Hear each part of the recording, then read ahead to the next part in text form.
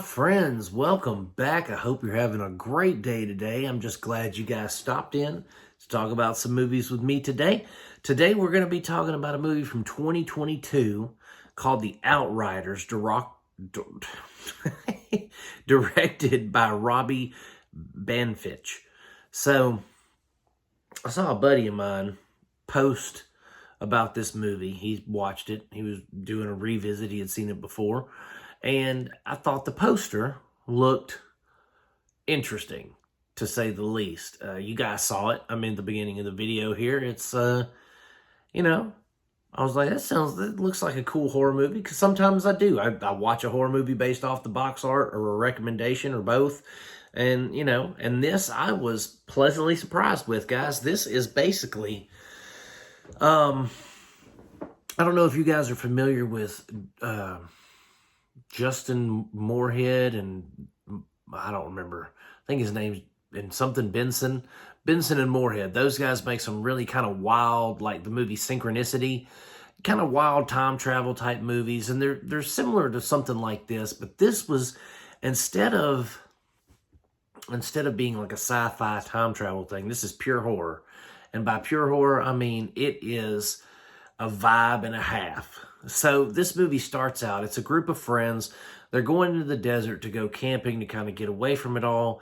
And as they're in the desert, these crazy happenings start going on, right? I mean, between like sounds and moving stars and all this, you're thinking, oh, UFOs, something like that. But then there are instances where there's like creatures, there's like, doppelgangers of themselves kind of things. Like, it is a really, really eerie film. And Robbie, man, he nailed it as a director on this, because he took the age-old adage, less is more, and the saying, the devil's in the details, and combined them. He gave us very, very little, but what he gave us was so detailed and powerful imagery and sound that it just sticks with you, I mean, because this isn't a film in the traditional sense of we just, we have a camera and we're following these people, because sometimes there's a black screen because it's supposed to be nighttime and they're in a tent, right? They're all camping out, and they don't have infrared on their cameras and all that, so they just turn their cameras on, their cell phones, and we have to listen to the same things they're listening to. And some of these sounds are like super eerie, man. They're really, really super eerie.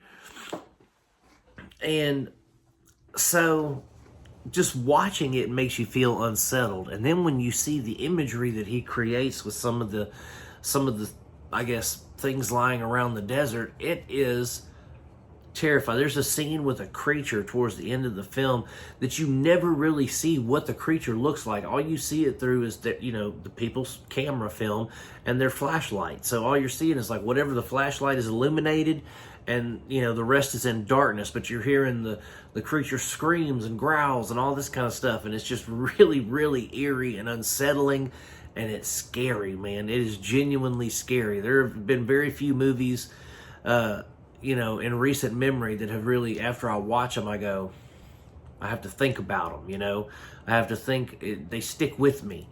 And this is one of them. Long Legs was the other one, but this is definitely one of them.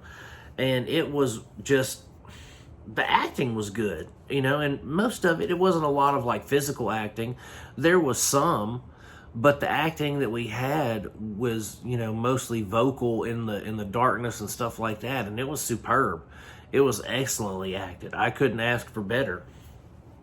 And another thing that really, kind of impressed me was the fact that this movie probably had a budget of like, a wooden nickel, something like that. Like, if I was a studio, I would not have bought this film. After reading the script, I'd have been like, what is this horse caca? I wouldn't have made the film if I was a producer. But whoever took a chance on this I didn't do a lot of research to see if it was like a just he made it himself and distributed it himself, Mr. Banfitch. But whoever decided, yes, I'm gonna produce this film for this guy, man, you hit a jackpot. I mean, you probably didn't make your money back, but you made a gem of a movie. And sometimes that's better than making a whole lot of money, because it will stand the test of time, I think, as a really, really good horror film. I don't think it'll, the more people, I mean, there will be some people who watch it and go, oh, I didn't see anything, nothing happened. But the sound editing, superb. Cinematography, excellent, because there are plenty of scenes of them in the desert, and that beautiful Nevada desert, or whatever desert they're in, is absolutely stunning, with the sunsets and the sunrises and just the cinematography of catching people like walking against the haze and stuff like that. It was really excellent cinematography, and again, the editing, the makeup effects, everything was practical. There was no CGI in this, and that's what made the creature towards the end even scarier, is because it wasn't CGI.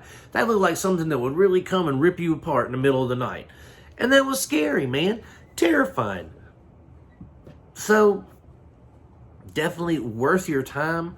It's an independent film. I watched it on Tubi, guys. I'm also going to give the OutWaters 4 out of 5 stars. It's excellent. Again, it's on Tubi. If you get a chance, definitely go and check it out. It is worth your time. You will thank me afterwards. And, that's it. So, guys, if you like my reviews, please like and subscribe. Click the bell for notifications, as always. If you've seen the OutWaters, tell me what you think about it. Let's start some conversations in the comment section. If you've seen it, if you know people who have seen it, what were their opinions? That kind of thing. Let's talk about it. You know what I mean? But guys, I'm gonna keep making them as long as you keep watching them. Peace out to y'all. God bless you, and I will see you soon.